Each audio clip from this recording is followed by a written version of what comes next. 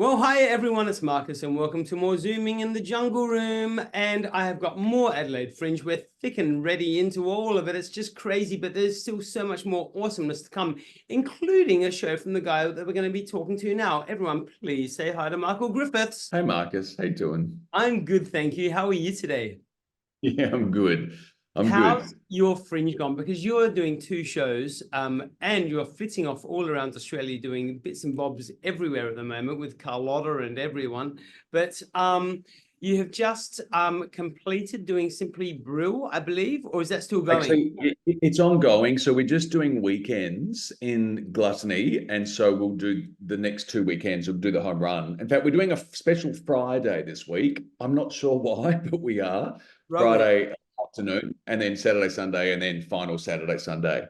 And then I'm also, of course, nightly doing this new show, which just is opening tonight. So it's a busy couple of weeks, but it's great. Simply Brill has been amazing because I saw it last year, obviously, but obviously this year's incarnation of it has just gone gangbusters in a whole different kind of venue. And it's been selling really, really well. Congratulations. Have you enjoyed it? Thank you. Oh, of course. I did the opening weekend, and then I was actually in Sydney for Mardi Gras working at the Hayes with Carlotta. And so Lindsay Pradea and Trevor Jones both came in to replace me, and had a really, really great. I mean, it's the songs are just so kind of infectious and delightful and joyous and fun that it's you kind of just get swept up in the excitement of it all. And so I'll be really glad to get back into my old shoes tomorrow. Boy, it's tomorrow. Yeah. It's super fun. It's a show.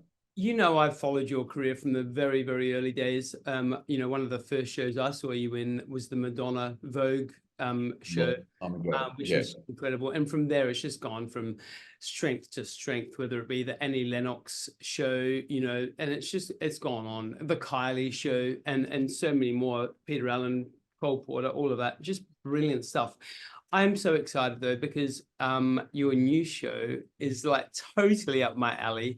It is it's a sin, which debuted at the Cabaret Festival in 2023, and now it's coming back for Fringe. Yeah. Look, I was really proud of Adelaide Cabaret, but it was 2 shows only, and they were back to back on the one night. So as well as it went, you kind of just like you're a deer in headlights, and you don't really get to claim it and enjoy it and play with it. You just kind of do it.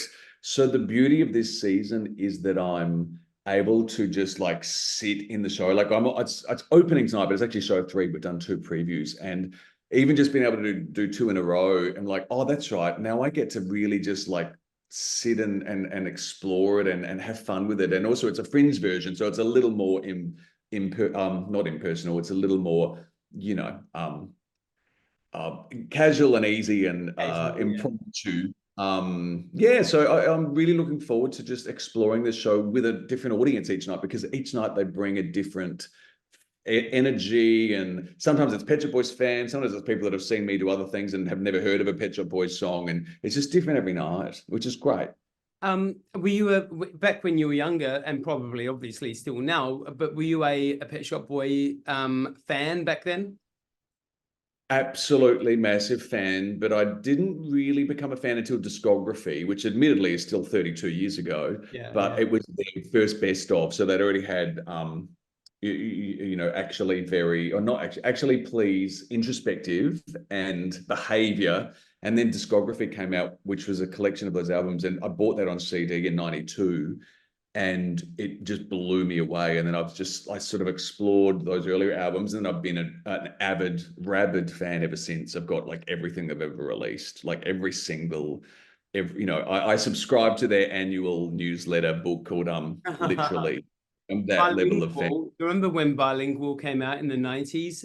After Very with the orange bubbles, and then Bilingual, which was, what's interesting is Bilingual is the album where officially Neil had come out. So until then, they were, as gay as they look in hindsight, they weren't, so Neil had never publicly said, yes, I'm gay. And then as soon as he did, then they became a niche band, and they've never had the sort of chart success. Because Very was like #1 in Australia. Bilingual just was for the gays, I think. But that's sort of back then, that's what happened when you came out. You became very niche. It's not like these days with Sam Smith and no one cares what your gender is or what your sexuality is. But back then it was kind of it was a bit of career suicide. It's interesting. Yeah. Interesting. Incredible career. Now, I mean, like you were saying, you've got all the collection, which clearly means, I mean, they've been around since, I think, 84, I think, no, maybe 86 West End Girls came out. Yeah, West End Girls was 86, but I mean, I think they formed in 84, but certainly they broke in 86. I mean, that was a worldwide hit in everywhere, including here. A lot of songs, like, their catalogue is huge. How do you even go about, because your show is an hour, how do you go about collating the songs for the show? Is it personal preference, or are you trying to tell a story, or how do you do it? It's a combination of preference. It's a combination of me sitting at the piano and singing them and just seeing how they land with my voice. And, I don't try to be Neil. I have quite different voices. So a few things I've had to transpose down, and that's okay. And I very much wanted to explore my own experience coming out in 92. So it's very much kind of my own coming out, and also the story of anyone around my age that, grew up in the 80s, when in hindsight, the 80s was so gay, but to be in them, it was always between the lines. It was never explicit. We didn't talk about George Michael or Boy George or Elton John actually being gay. They were just fabulous superstars that we didn't talk about that aspect because it was still so deeply, there was just, it was a tricky situation. And then AIDS came along and shook everything up. And I came out when AIDS was at its peak. And I'm that generation, as you would appreciate, that we grew up with the Grim Reaper ad, and it was full on. And when you came out, you were coming out into the middle of a plague, which there was no cure for, which we still didn't quite know how we caught. So as much as that doesn't sound very cheery, that is definitely sort of what frames my show. But it's also, that most of us, are still here, and we can giggle at what it was like back then, and also acknowledge how much better things are. I mean, they're not perfect, but they're a lot better in 2024. To come out in 2024, you have mentors, you have people you can look up to that have succeeded in their careers. I feel like when we came out, you didn't know what you were quite coming out into because we didn't have the role models that there are today, or not as many. So yeah, like ultimately, I hope it's life affirming, and also quite funny. So we would expect that from one of your shows. With the storytelling in the show, do you actually cover a lot of this that we've just discussed just then? Yeah, I do. I'm quite open and vulnerable and talk about what it was like. I mean, I was bullied at school and I ran away from home and felt like that I wouldn't be able to make anything of my life because I didn't see other gay people older than me that had, or I didn't know they were gay. So I explore that time, which for a lot of us, it was really just, coming out was a big deal and really quite traumatic.